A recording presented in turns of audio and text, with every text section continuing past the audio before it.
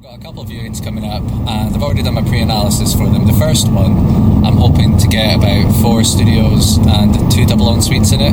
That'd be pretty cool. I've just got to make sure that the property's big enough. I like to go to them, measure them, and just make sure that the measurements are accurate, because if it's not able to do 4 studios, then my offer changes, the return on investment changes, right? So I want to make sure that it all measures up correctly, and if we are able to get that 4 studios, then I'll just submit the offer from my car, because I already know what the offer is going to be. That's why I make sure I just go there for the measurements and, take a couple of videos and stuff. But the second one's more or less the same. The second one is going to be hopefully 3 studios and 3 double en-suites. Again, just go there with the laser measure, just take up the measurements, take a couple of videos, and hopefully submit both of the offers straight after. That'd be pretty cool, putting both offers in straight away. But with the interior designer, that's for a project that we've just completed. Well, I'd say just, it's only a couple of weeks ago, but we completed that one for a client, and the client's requested an interior designer, so I'm going to meet them there and just see how we get on. I've never met an interior designer before. Alright, so as I was just talking, I got a message from the interior designer saying that they're wanting to cancel and reschedule for the start of next month. And I'm already on my way. I'm telling you, see property investment. I am waiting to get a call from the estate agent saying an offer's been accepted. Yesterday I was going to do a video like this, and I was going to go and view a property and submit the offer after, fully ready, locked and loaded, done all the pre-analysis, stuff like that, right? And not long before I was about to leave, the agent calls and said they've accepted an offer. So there was an offer on the table the whole time, ready to be accepted, and it just gets accepted. And that was before I left. Sometimes I'm on my way like this and I get a call, the offer's been accepted. It's just, you have to be able to adapt to changes really quick, and I've got to decide whether the start of October is okay or not, because I'm not sure if the project can start until the interior designers have been in. So I've got to double check, because I've never worked with them before, and I'm always learning, man. You've got to be able to adapt like that pretty much. So I'm going to call them and see what's happening. Right, so I just spoke to them, and turns out everything's fine. We can just carry on with the rip out as planned, and they can see the project, because it's going to be a back to brick project anyway. We're not keeping anything the way it is, so I'm just going to send them floor plans, the schedule of works, and it'll probably work out better because they need to pinpoint where all the sockets are going to go. So we're going to do it probably at the start of rip out, or when rip out's ongoing, and she can speak directly with the builder. So it actually may have worked out better, because it saves her telling me everything and then me saying everything to the builder. But I was saying about the project that with the interior designers, that's for double en-suites and 2 studios. The purchase price was 139, and I think it was 139, and the end value pre-valuation, so prior to works beginning, the end value is 442,000. So that's pretty cool. Adding on a few $100,000 in value, but it's a large project. We're doing L-shaped dormers, so we're going to convert the entire loft and basically build on top of the outrigger, and we're going to do a 6-meter extension into the garden in order to fit in a double en-suite. We've got another project that we're looking to complete this Friday, and that's 5 studios, 1 double en-suite. Purchase price 145, end value about $500,000, or 495, and we have another one, purchase price about 105, I think it was, and the end value is 365 as well. So we got a couple of completions coming up. We got we just had a couple more offers accepted. which is pretty exciting. And it's now finally starting to be like a conveyor belt of properties. I've always wanted that. That's been a dream of mine. Like, as one's starting, another one's finishing. So yeah, it's like a conveyor belt of properties, consistent amount of properties being provided for our clients. And it's also good as well, like if we want to, say, onboard an investor and they're a little bit hesitant, we can eventually, like once we have ones finishing as ones are starting, we can say, how about you come and visit one, like prior to it starting, and our vision for it, one mid-refurb, so you can see the scale of works we do, and one at the end of the refurb, because you'll be able to see where it started, the work that gets done, and then the end product, so you can see how much gets done to these properties, because we do like high-end premium properties, you know, so I'm looking forward to that. I'm looking forward to that because it'll definitely help like reassure like prospects or investors. If I'm raising finance, it'll help reassure them that we know what we're doing and we've got evidence to show that we're good at what we do, you know. This has been years in the making. I'm really fucking excited for that. But for now, I've got this viewing coming up. Hopefully 4 Studios, 2 double en suites. Hopefully they don't cancel. And yeah, we'll just take it from there. I'll see you there. Right, so I pulled over so I can draw some of these floor plans. And the reason why I like doing this is because when I measure the property, like when I'm there, I want to make sure that I can be pretty quick, because you never know if there's like another person viewing the property. Sometimes you feel a wee bit rushed, you know, so it's definitely good to get these like pre-drawn before you go. So that's the ground floor.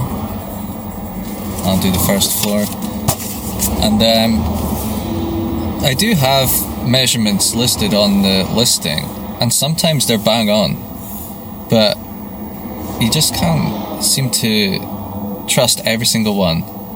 And it's not that estate agents can't do them, it's just, it's not worth the risk, because you don't want to bet everything on someone else's measurements, because that way you're exposing yourself to them, right? You're definitely just exposing yourself. Now, my floor plans are terrible. That's the that's the second floor, or the first floor even, and it's just not good. But yeah, I like it's just showing up ready to go. So when I put the measure in, I do the number, put the measure in, do the number, boom boom boom, as fast as I can, and then get that video. But it's also good not to rush it. I don't want to like miss anything. But yeah, being prepared, preparation, so much more important than you think. Well, I arrived at the property and it turns out that the vendor never got back to the agent, so I wasn't able to basically do the viewing. And my days, let me sort this out. And yeah, viewing didn't go ahead, and so that's that viewing that didn't go ahead, and then the interior design didn't go ahead. That's been rescheduled. That one did work out okay though, but like yeah, it's wild how many things like just don't end up happening in property. But I'm going to take you through this house, and it's our latest project. It's the one that has 2 studios, 4 double en suites, and I'm basically just going to break it down to you on how we're going to achieve that, right, and the rents that it's going to achieve. So this one here is going to be a double en suite. This is the living room. The front door is right there, okay, and this is the stairs. The stairs go up like that, which means we are going to have to change the staircase into like a U-shaped staircase to create more space in there for the ensuite. But yeah, this is going to be a double ensuite, and we're hoping to achieve around £650 for it. Right, the sun is in my face, so I may look like a wee bit of a demon. But this one is the dining room. Oh, I'm going to have to stand here, man. So this is the dining room. That's the stairs right there. Might be able to see that. The living room was through there, and the kitchen's right there. But this one's just going to be a kitchen diner, okay? Like this, the kitchen's probably going to be about here. That's where the dining room's going to be. It's just more or less going to stay the same. We're not doing like a room or anything. Okay, so this one is going to be the studio. This is literally directly above that dining room, which is why the sun is in my face, which is amazing. I love that. And here, right there, is the loft. You go up that way to the loft. And I remember when I was here viewing the property, I arrived with my ladder in my hands, like it was before I had a car, okay? And I arrived in, like, I got off the train, walked through the rain, and then got here with my ladder soaking wet, and I had to, like, go up in that loft. And I had to basically explain to them that, look, if I go up in that loft, I'm going to be able to put in an offer, like straight away. And what she done was, she just took all of her clothes out, put them on the bed, like ripped off the poles, because like she knew I was serious, like I was genuinely serious. And I managed to like get the ladder up and put it up and then measure, and it came out to the right measurement. I think it was like 2.6 meters, which is perfect for us. And yeah, like literally there and then, like I put in the offer because I knew if that was okay, we were okay. But yeah, this is just going to be a studio. Like this is the studio, and through there in the bathroom, which I'm going to take you next, they're going to connect and they're going to be one large. Okay, this is the bathroom, and right behind that wall there is where that studio was. And basically we're going to connect these two. But I want to talk about how this is like the outrigger. This is the bit that extends into the garden on the ground and first floor, okay? And what we do is we extend right up there. We extend like an L-shaped dormer. And the reason why we do that is because we want more space in the loft. We want to put 2 double en suites up there, and the only way to do that is if we not only convert the loft, but we extend like outwards, like above this, so it's basically like a 3rd floor. And that's like a massive thing that I love about this, the fact that not only do we extend into the gardens and go back to brick, we also like convert lofts and just build on top of the riggers as well. Alright, see this bedroom here? You might be able to see it if I move it. Basically, this bedroom is at the front of the house. So those are at the back, this is at the front, and this wall here, we're going to be knocking it down because there's another little box room there, okay? And this is just going to be another studio. So on the first floor, you've got this studio here, and you've got that studio at the back there where we connect that bathroom to the other bedroom. And because it's going to be a U-shaped staircase here, it means that we can just add more space and put an ensuite there too. So it's going to be a much bigger room, a much better room for the tenant. And we're wanting these studios to achieve around £775 per calendar month each. And I know that sounds high, but we do high-end, like luxury, premium, all the sexy buzzwords. That's what we do with our properties, okay? Like we make them the best as possible, so it's the best on the market, so the tenants stay for a long time and they enjoy it. It makes it like a home for them, not just like a random accommodation. I want them to have, let's say they have a crap day at work. We all have crap days at work. You want to look forward to coming home. I've been to properties, right, and it's just shit.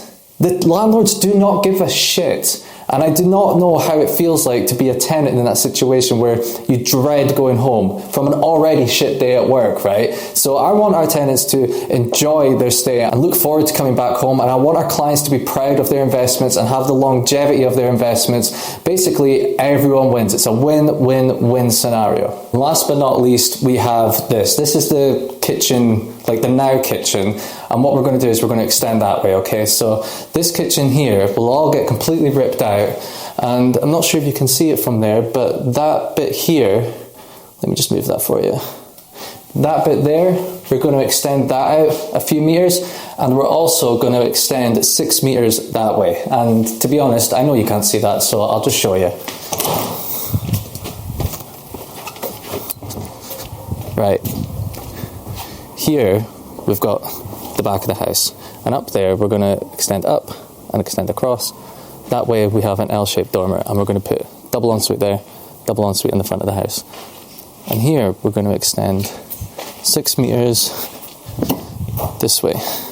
So that means we're going to go all the way from there to around here, and that's going to be the double ensuite. Alright, I have to go to this viewing. I really hope this one doesn't get cancelled, man. Honest to God, it'd be my luck. You wouldn't believe what that agent just told me. So, where I am, right, where I'm investing, the market is hot, like really hot. I've never seen anything like this. And basically, that agent was telling me that the agents, when they get a property listing, they do not bother listening to people who say, oh, if you find a listing or if something's coming to the market soon, just let me know, yeah? That doesn't happen. Like, they do not care about that, like you normally would in a normal market. So what's happening is they find a property, they go to list it, and rather than listing at its market value, they list it about 25% more than it's worth because they know the investors will buy it because the market's that hot. Now, I know a property is worth how much someone will pay for it, but this has got to be taking the piss. But enough of that, I need to tell you what my big plan is, and I have the equipment to tell you. I got this, and that.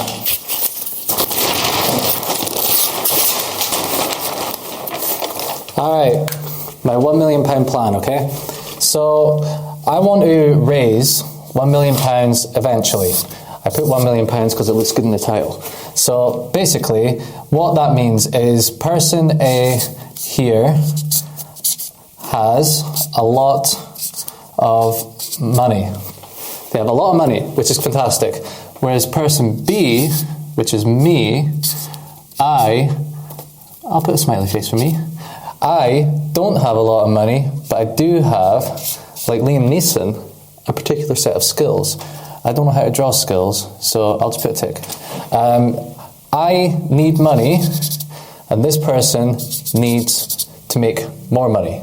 So basically, I want to approach this person and say to them, hey, my name is Scott. That's me, I'm Scott. And I want to present an opportunity to you.